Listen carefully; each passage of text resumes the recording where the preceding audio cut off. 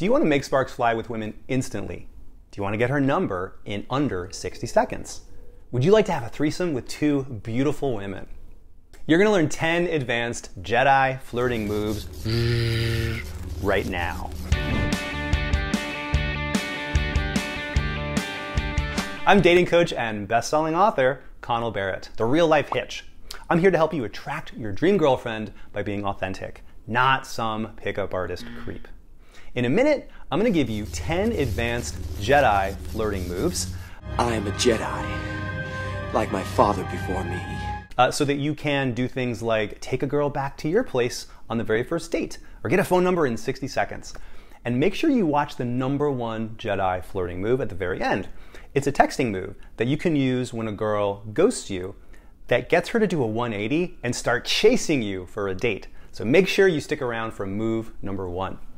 Before I count down these 10 Jedi flirting moves, I want to tell you about how I got the number of a gorgeous fitness influencer right in front of the guy she was dating. Here's a quick story. I was at Whole Foods and I saw this stylish, stunning woman who was shopping in the produce area. She was near the oranges. A brunette named Katie, and she looked like Mila Kunis, totally my type. I approached her, we chatted for a minute or two, and it was going really well. She smiled, she was interested, and I found out she was an influencer on Instagram with like 500,000 followers, a fitness influencer. But I also sensed some awkwardness from her, and here's why. About 2 minutes into our conversation, she says, well, the thing is, I'm actually here with a guy I've been dating, and he's coming over right now. And I turned to look, and here comes this huge, muscular man, a gym bro for sure. And he comes over and he has this what the hell is going on look on his face. She looks stressed.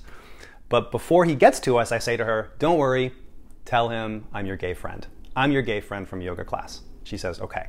So the guy comes over, he's looking at me like all suspiciously with that scowl. And Katie says, oh, hey, Rick, this is Connell. He's my gay friend from yoga. And Rick, the gym bro, relaxes. He smiles and says, oh, hey man, what's up? How you doing? And all of a sudden he realized I was no threat to him, or so he thought. So I disarmed him by making him think I was gay, but I still needed to get her number. So I said, oh, hey Katie, by the way, I lost my iPhone and I lost all my contacts. Can you give me your number again so we can stay in touch? And she said, sure. And she gives me her number right in front of him, and Rick, the gym bro, was none the wiser. So I leave Whole Foods, I'm a couple blocks away, and my phone buzzes, and it's Katie. And she texted me, quote, very smooth, LOL, nice meeting you, best gay friend, maybe I can get you to switch teams. Now look, I'm not telling you to steal a guy's girl in front of him, but I'm not telling you not to. They were not boyfriend-girlfriend, and if Katie was actually truly into him, she would have told me to buzz off when I approached her. And she certainly would not have texted me afterwards saying, maybe I can get you to switch teams. My point is, there are times when some advanced flirting moves can actually come in really handy. And I could also see how much more attracted Katie became to me once she saw how I handled this potentially awkward situation. And hey, it's fun to show off some advanced moves, Jedi style. Strong in the dating force you are. Yeah, I'm a huge Star Wars nerd. Let's count down the top 10 Jedi flirting moves. Jedi flirting move number 10, the time traveler. This is a dating app opener. It's fun and playful, and you can use it on pretty much any dating platform. And it's a good way to get a woman with a good sense of humor loving you. Here's the opener, and you want to use her first name. Hey, name, I'm writing you from 5 years in the future where we're married and madly in love, but we just had a big fight. Can I ask you an important question? Our future love depends on it. And definitely use the robot emoji. So with this opener, you're creating a fun role play narrative. You're the Marty McFly of love, who's traveled back in time to save your relationship with this woman. Precisely. Whoa, this is heavy. And she'll write you back something like, LOL, very cute. What's your question? And your next message will read, basically, our fight was about our first date. You said we went to a fancy cocktail lounge, but I said we went to a fun dive bar. Which was it? Lounge or dive bar? So you're suggesting two fun first date ideas wrapped in the context of this fun time travel narrative. And the first two date ideas don't have to be cocktail and dive bar. It can be coffee and ice cream. or bowling and pool, as long as they're two things that you're confident she would enjoy doing at least one of them. Now, she's going to reply with something like, oh, it was definitely a cocktail lounge. Haha. And then you're going to write something such as, oh, you're right, that's what it was. Well, we better go have that first date for the sake of our future happiness. That's one text. The next text is, the thing is, I lost your phone number while I was time traveling. Want to send it to me? And then she'll send you her number, and then you text her on your phone and set up the date. So let me show you how this played out in real time with Lori from Hinge. Okay, so I start off by saying, Lori, I'm writing you from 5 years in the future where we're married and madly in love, but we just had a big fight. Can I ask you an important question? Our future love depends on it. And look how she responds. OMG, not a fight. Well, if our future love depends on it, I must answer. Ask away. So this is a role play. This is called a role play, where I'm playing the part of a time traveler. And once she buys into the role play, it's all good. You're done. I mean, you're going to get a number for sure. She's loving it. So she writes back, ask away. I say, I know, I hate when we fight. And then I go to the next part. Our fight was about our very first date, the one we had back in 2024. Haha. You said that we went to a fancy cocktail lounge for our first date. I said we went to a dive bar and played pool. So I went with lounge, cocktail lounge, or dive bar. So you want to give her an either or option. Which was it? Fancy lounge or dive bar? She writes back, I'm terrible at pool. Probably wasn't that. And why are we fighting over these silly things? That makes no sense. Look, she's saying to me, let's kiss and make up. She's basically saying, I want us to meet up and make sure we meet up and have this future love. So she's basically saying no to dive bar. She's saying yes to classy lounge, fancy lounge. So I say, I agree, let's make up, and we can do it at a fancy lounge to make sure that we meet and preserve our love. So I'm keeping the role play going. Next I write, I'll make some fancy lounge plans for us. And then the last step is asking for the number. Want to send me your number? I'll text you about plans. And then she sends me the number. I'm ready. This is very good. And then I say, thanks. I had lost your number because of the time travel, and I'll text you in a bit. So the next step would be for me to text her off of the app and set up the date over the phone. So I hope this all makes sense. Final thought about the time traveler opener. While all those other guys are sending her boring openers like, how's your day? You're hot. Your time traveler opener makes you stand out, makes you creative, flirty, charming, not vulgar, not sexual. Plus, as you hopefully can see, this is more than just an opener. This takes you through seeding the date idea and making her number part of the process. You have to get her number and have the date in order for the two of you to meet and have that future incredible love. So anyway, try out the time traveler opener.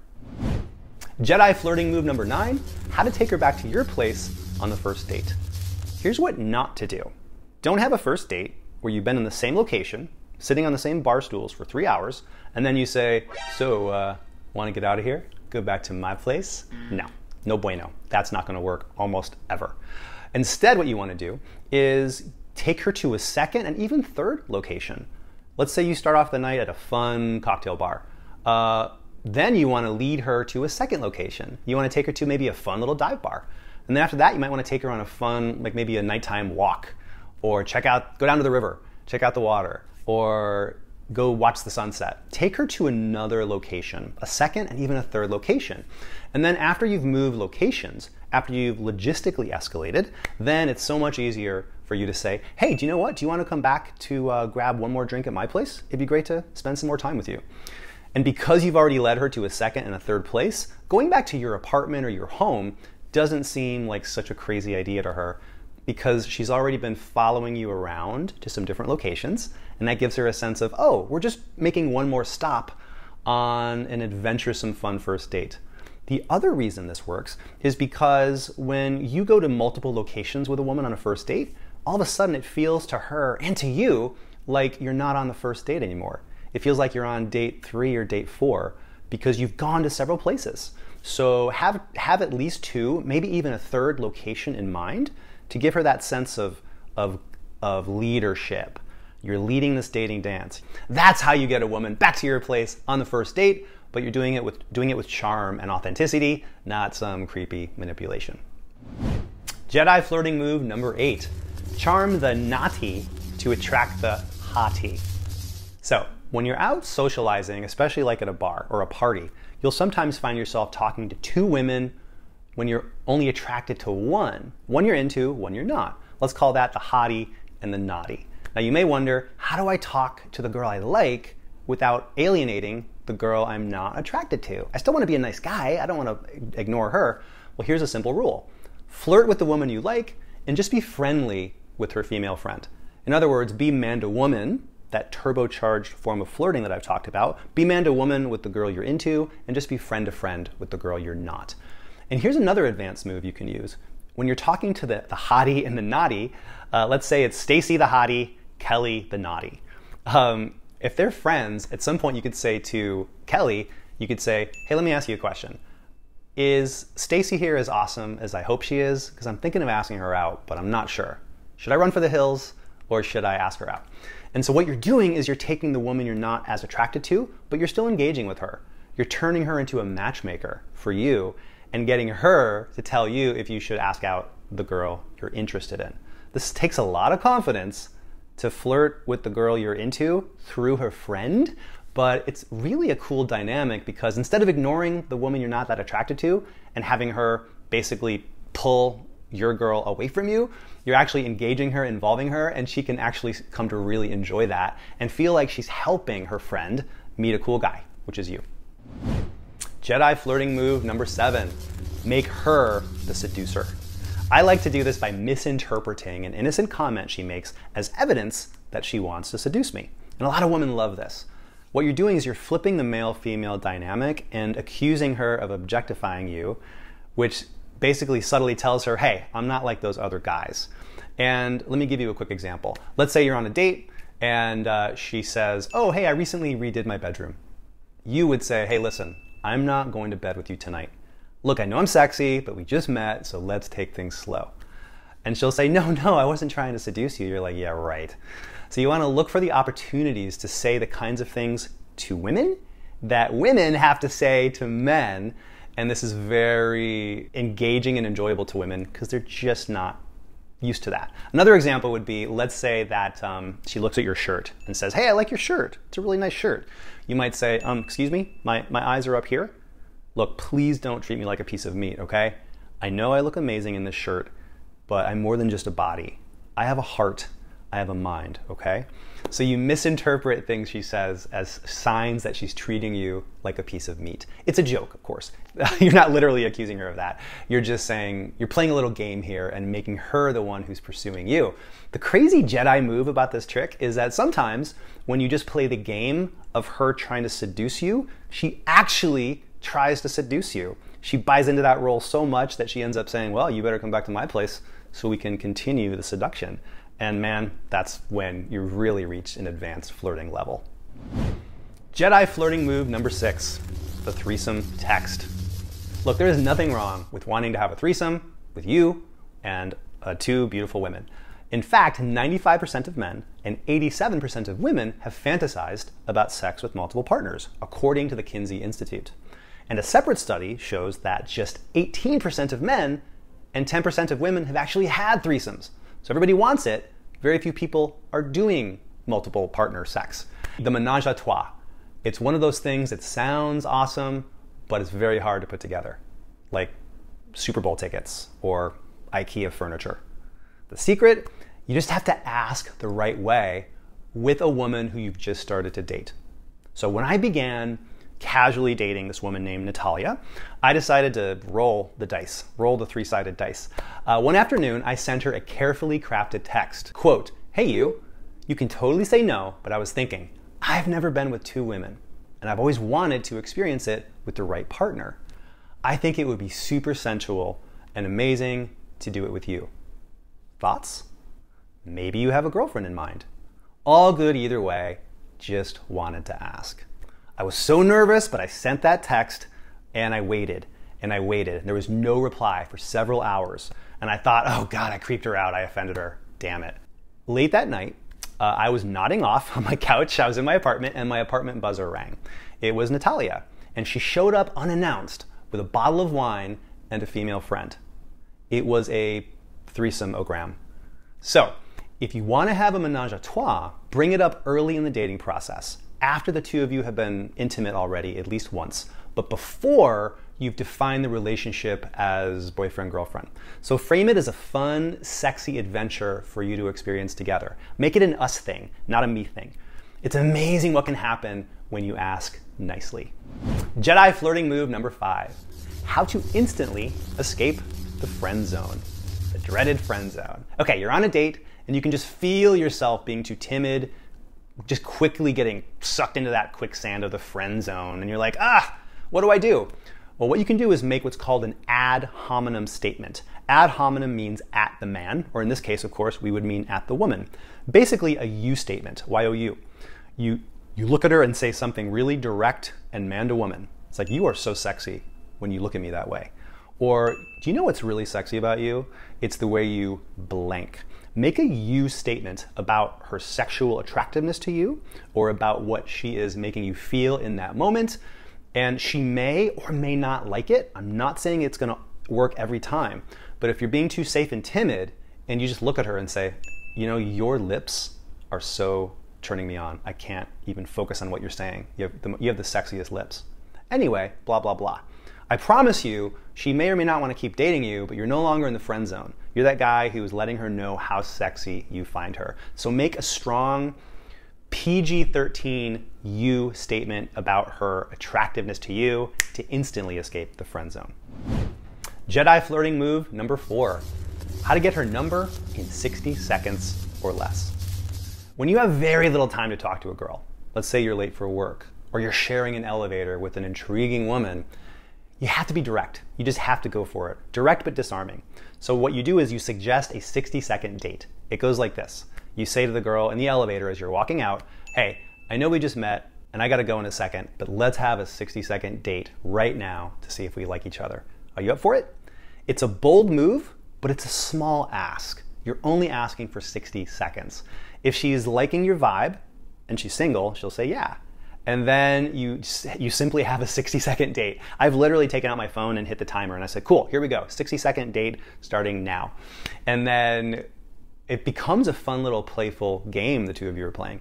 And then at the end of that 60-second date, you can say, hey, this went really well. Why don't we have a real date some night? What's your number? And then you get her digits that way. That's the 60-second number close. Jedi Flirting Move number 3, how to approach a large group in a nighttime venue. So if there are 4 or fewer women together in a bar or club, what you want to do is open the entire group as a unit. Say something like, hey, you guys look stylish tonight, looking amazing. Treat it like there's one girl.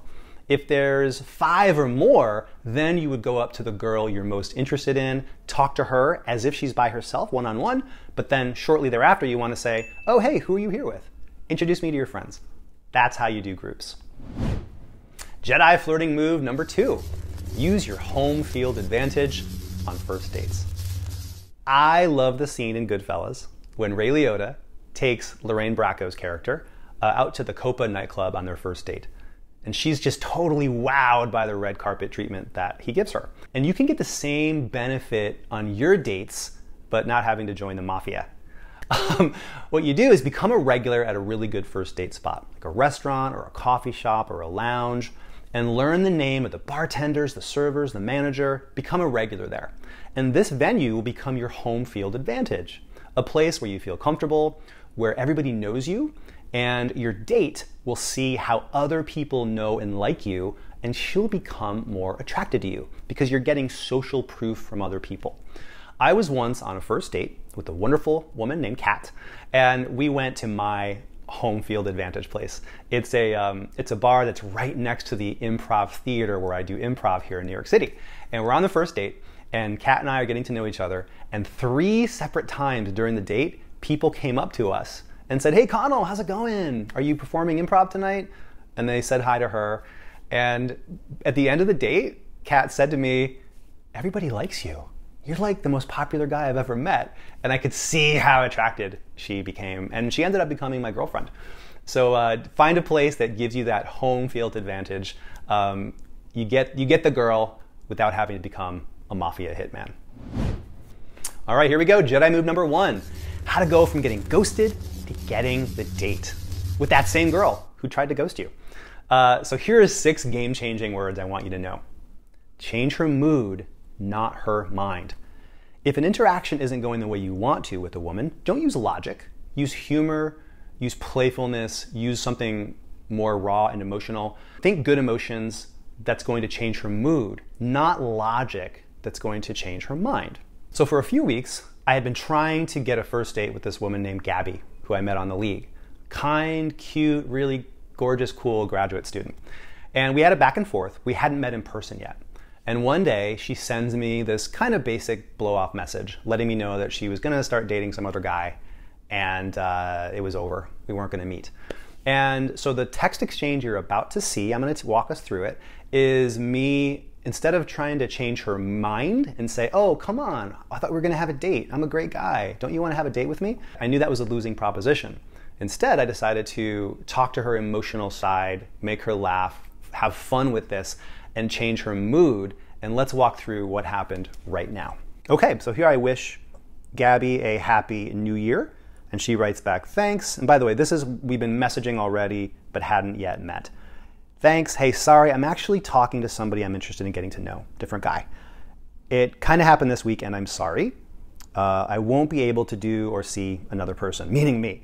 At the same time, best of luck. I'm sure you'll find amazing matches off the league. So she's basically blowing me off. What would most guys do at this point? Most guys would say, hey, no worries, it happens, it was nice meeting you, right? That's not gonna get you the girl. Other guys might say, but what about our date? How could you do this? I thought you wanted, come on, how about one date? Just give me one chance and I'll bet you'll like me. He would sell himself to her. That's not gonna work either. Here's what works. Change her mood, not her mind. What do I write to her next? No worries at all, Gabby. Glad to hear it. But I will have to return the engagement ring I bought you. So I'm playing the part of the guy who's already so in love. We've gotten so far together, I've already bought her an engagement ring. That makes her laugh. LOL, sorry, I'm just perhaps weird and honest. And then, just this first message I sent her gets her to start to change her mind, unless you want to wait till after Thursday. Perhaps there will be no connection with this guy. Maybe it'll be a terrible date, she's basically saying. And then I say, okay, now at this point I know I've got her on the hook. My Jedi powers are working. And then I say, or I can come with you on the date and you can give the guy you like most a rose, just like on The Bachelorette. LOL. Then there's a GIF from The Bachelorette. She writes back, oh, I don't know how I feel about the date. It's a blind date, blah, blah, blah. She's already not that into this guy anyway. And I say, yeah, I've been there. I only go on a date if I have good vibes. Life is too short. So I'm talking to her, letting her know, hey, well, basically I'm saying, don't go on a date with this guy if you're not feeling great vibes. Because I can tell she's feeling really good vibes with me. And then I say, hey, I was looking forward to it a lot. Again, she's on the fence here. She's trying to decide, I want to be fair to somebody I've been talking to. Then I go back to joke mode, right? I like to crack jokes. I like to use playful humor. Playful, flirtatious humor is a major, major superpower. Then I say, I only spent $7 on your ring, so it's okay. Fake diamond. She's like, oh, fine, perfect. I'm clumsy. I'll feel better if I lose the ring. Basically, I'd feel better. And then I say, it's a diamondoid. I want you to feel great about losing the symbol of our love, a diamondoid, LOL. So I've got her laughing, cracking a lot of jokes. Next I say, she talks about how clumsy she is. I say, that is so you. It's why I proposed. So all my jokes are about the two of us as a couple, even though it's an absurd exaggeration. And then she just comes out and says, you're cute. Maybe I should meet you. So she's giving me a super strong indicator of interest. I say, thanks. And then I drop the humor a little bit and I say, you seem cool and you have a good sense of humor. So she's giving me vulnerability. I want to return it with vulnerability and sincerity too, in addition to the jokes. And then I straight up ask her out, let's grab a quick drink this week. What night's good for you? I'm expecting her to text me at this point saying, hey, let's do XYZ day. Instead, what happens next is she calls me. She calls me and we do a half-hour phone call. We keep up the fun, good vibes, talk for at least 30, 45 minutes. We set up the date on the phone. And then the text chain here continues. She had to hang up because her mom came in the room. She sends me a picture of her and her dog first. Nice chatting with you. Have fun I had a work call. Have fun on your work call. She said great voice to me. She's being very flirtatious. I say back to her, hey, fun talking with you. 2 sexy voices. We both have a sexy voice. Haha, have a great night. And then we had a date a couple nights later, and that date went amazing. She spent the night. We had a great, it was short term, but we had a wonderful romantic connection, and it turned out really well. And all I did was I basically decided, don't try to talk her into dating you, change her mood, not her mind. So I used playfulness, I used some exaggeration, letting her know that I had bought a ring that I guess I have to take back. And she had so much more fun talking to me than she would have had with that guy that she called me, we had a date, and we ended up connecting. You now have everything you need to flirt with women, with charm, with authenticity, both on the apps and in real life, but also first dates, approaching. We've covered it all in this series. But there's one thing that I can offer you that I can't offer you in a video, which is personalized advice to make sure that you're flirting with quality women in a way that you like, that makes you feel charming and magnetic and gets you the girlfriend you want. So if you still find yourself struggling with what to say, or you get ghosted, or you freeze up when you want to approach a woman, or you get stuck in the dreaded friend zone on dates, I can help you become amazing at flirting and help you make sparks fly in a very personalized way that works for you. Right now, if you'd like, you can book a one-on-one strategy call with me for free so that I can give you a personalized roadmap, more dates, more confidence, and get a great girlfriend. On our free call, it's a 30-minute fun, conversational, laid-back chat where I would share with you how I coach, and also how you can fix your dating challenges and make sure you find yourself the dream girlfriend in the near future.